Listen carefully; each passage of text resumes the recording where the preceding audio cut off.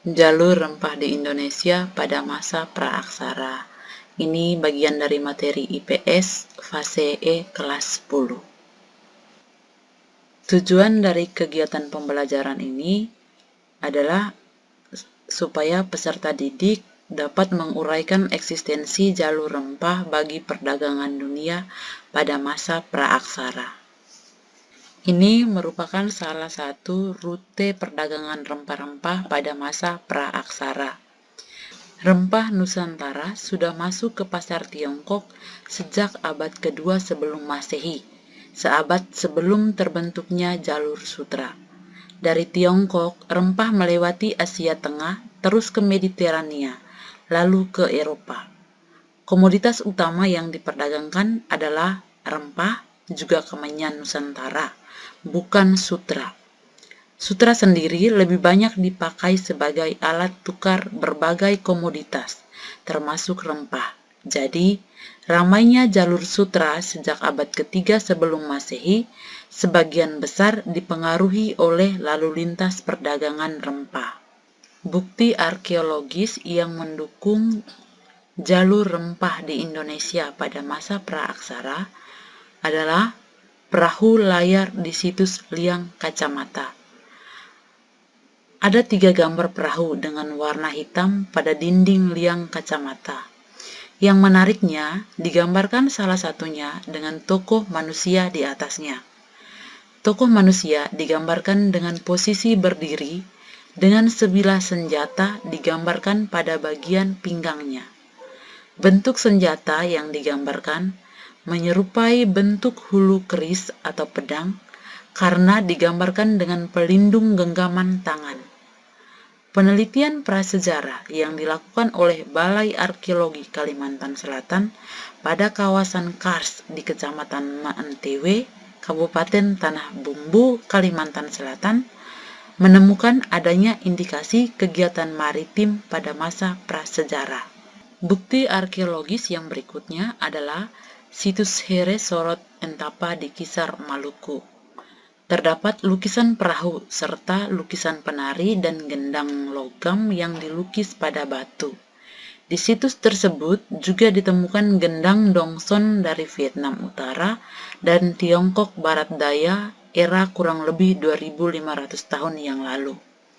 Penemuan ini menunjukkan pada kurun waktu tersebut, zaman logam, nenek moyang bangsa Indonesia telah berlayar hingga ke Vietnam, membarter pala dan cengkeh dengan gendang dan kebutuhan pokok. Bukti arkeologis yang ketiga adalah lukisan ekspedisi kapal besar yang diprakarsai Ratu Hatshepsut. Bukti arkeologis ini terdapat di Galeri Mesir.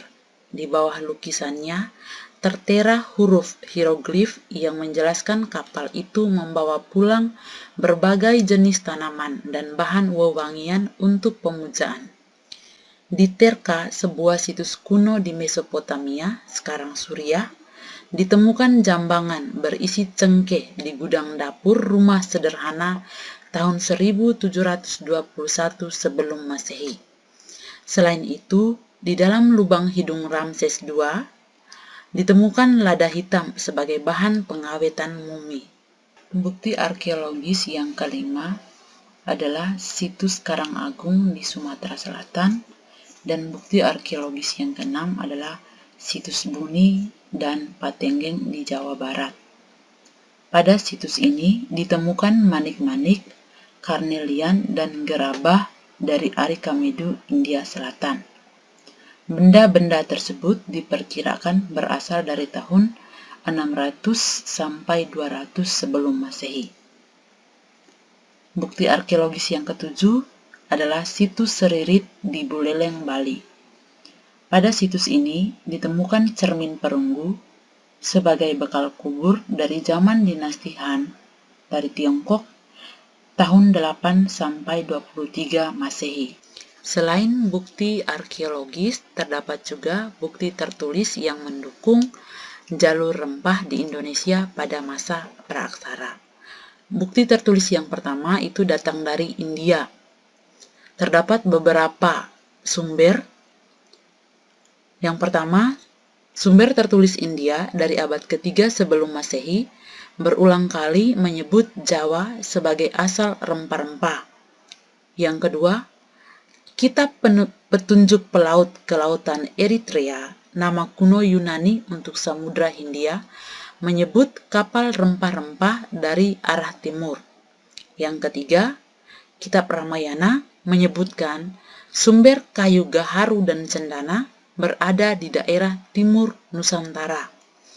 Yang keempat, Kitab Raghuvamsa yang ditulis Kalidasa sekitar tahun 400 Masehi menyebutkan sumber rempah berupa layanga atau cengkeh di wilayah Dwipantara atau yang sekarang dikenal dengan Indonesia.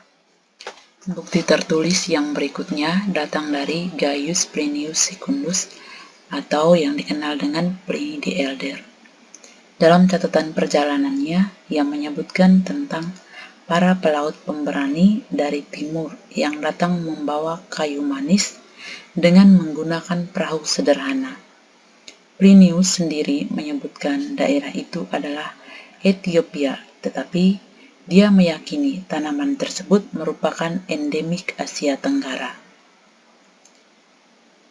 Catatan dari Claudius Ptolemaeus dalam peta Guide to Geography abad ke-1 Masehi yang dibuat olehnya. Ptolemaeus menulis nama sebuah kota bernama Barus.